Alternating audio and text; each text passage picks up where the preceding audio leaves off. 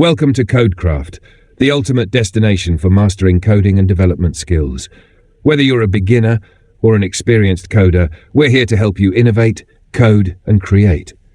In this video, we'll guide you step by step on how to set up Git on your local machine, whether you're using Windows, Mac, or Linux. Let's dive right in. First, we need to download Git. Open your browser and visit the official Git website at git-scm.com. Once there, click on the Download button. The website will automatically detect your operating system and provide the appropriate installer. For Windows users, download the executable file, and once it's finished, double-click to open the installer.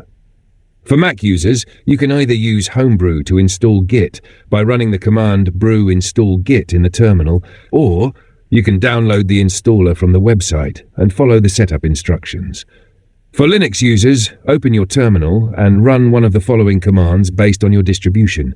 For Ubuntu or Debian-based systems, type sudo apt-get install git. For Fedora or Red Hat-based systems, type sudo dnf install git. Once the installation is complete, you're ready to move to the next step. Now let's install Git. For Windows, follow the prompts in the installer. Click Next to proceed through each step, leaving the default options selected. When you reach the screen for line-ending conversions, choose Checkout As Is, Commit Unix-style line endings, which is recommended for most users.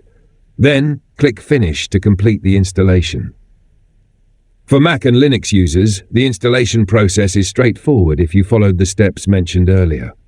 Git should now be installed on your system. With Git installed, the next step is to configure your user details. This is important because Git uses this information to label your commits.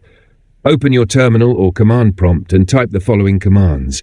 Git config global user.name your name. Git config global user.email your email at example.com. Replace your name and your email at example.com with your actual name and email address.